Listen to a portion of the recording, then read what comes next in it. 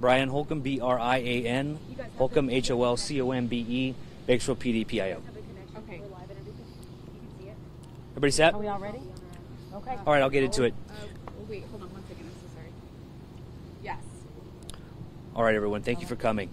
What I'll do, though, is give a quick statement about what we responded to. I'm going to introduce someone from the hospital, and then we'll open it up to some questions as we get there. Okay? All right. Just after 1:36 this afternoon, the Bakersfield Police Department responded to a report of an active shooter at Memorial Hospital, which is 420 34th Street. Officers were on scene within about 2 minutes and started a search as that information was coming forward. We had a reporting party call in that supposedly heard or may have heard some shots fired to the north of the hospital. That was investigated right away as well. We were also directed to a separate part of the hospital where they believed that the active shooter may have occurred. As we cleared the hospital, as we conducted those searches, and as we established those perimeters, there was absolutely no injuries or any reported injuries that were located here at the hospital. There was no evidence of a shooting that was located as we started to clear for public safety. Again, the details that we had as we started to conclude some of this was that, again, an internal phone call was made from within the hospital to the operator, which alerted to the active shooter broadcast inside the hospital, and then we were notified as well. So the time of it was within just a couple of minutes we responded, and I do want to thank a lot of the responding officers and agencies that did come, because a coordinated response in this case was really excellent. So I'd like to thank the California Highway Patrol, the Kern County and Bakersfield Fire Department both were here. Kern County EMS was here, Hall's Ambulance, and the hospital staff and the hospital security were acting hand in hand with us during this entire situation as well. I will open it up to questions as soon as I introduce. This is Ken Keller. He's the Chief Operating Officer with Memorial Hospital, and he wanted to give a statement quickly, and then we'll go back to some questions as they arise. Ken. Good evening, everybody. My name is Ken Keller, K-E-N K-E-L-L-E-R, and I'm the Chief Operating Officer at Memorial Hospital. As Brian mentioned, this afternoon we had an alert of an active shooter. Our hospital responded according to our policies and procedures, and actually from what we learned at our sister hospital, which had a similar event several months ago.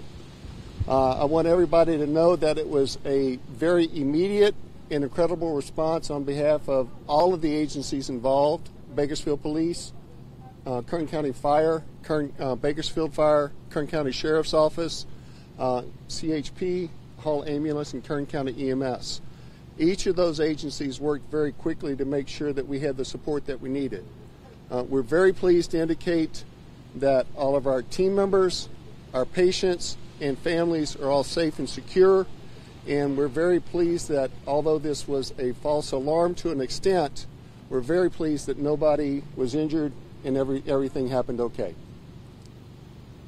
The reporting party, were they calling with what they thought was shots from inside the hospital or to the north of the actual hospital? The question on where the report came from, we're still investigating.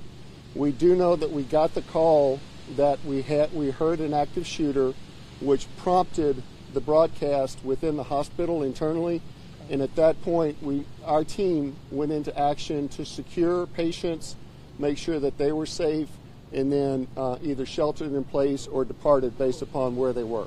Now, we spoke to someone not too long ago who talked about his relative, his daughter who works in the hospital, and he said that you guys have trained for something like this.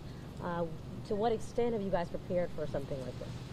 Well, it's actually now part of the nature in terms of what we do, and I hate to say it's kind of the norm, but we on a routine basis within the healthcare industry prepare for events like this.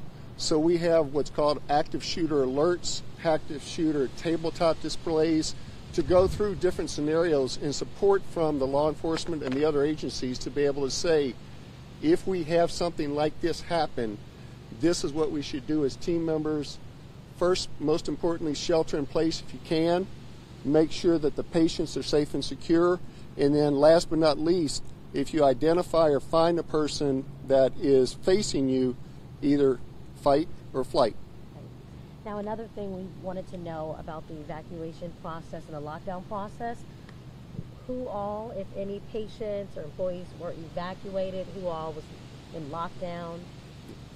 Well, the entire hospital went into lockdown, and as we had the law enforcement agencies go through and clear specific areas in the hospitals, those staff and team members were able to go ahead and depart as necessary. I want to reinforce that at no time were hospital operations interrupted, with the exception of the emergency room was closed down for a period of time and ambulance traffic was diverted to the other facilities in town.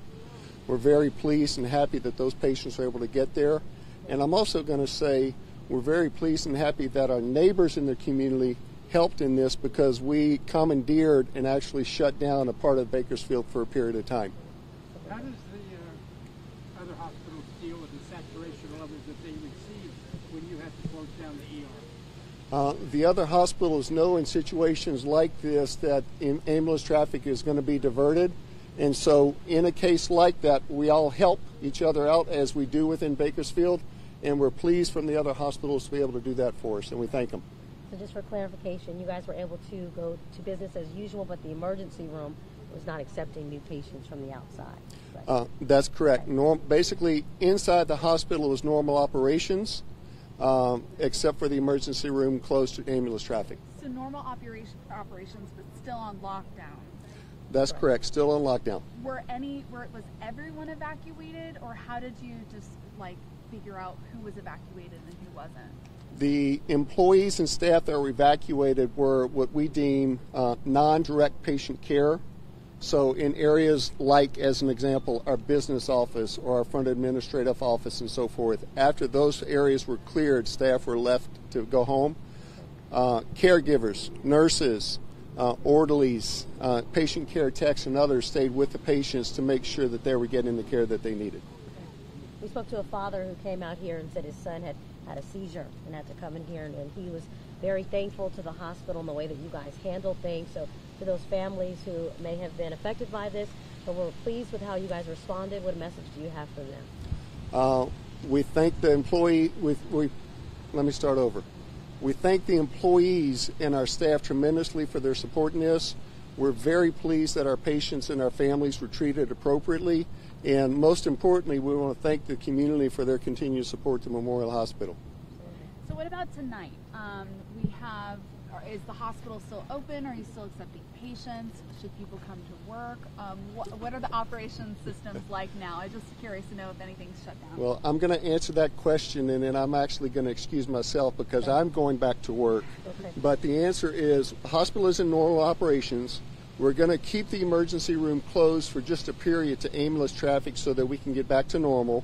We're actually have our leadership going to be visiting patients throughout the hospital to reinforce what happened, answer questions, work with them to make sure that they're comfortable and cool and collected and that they feel safe and secure.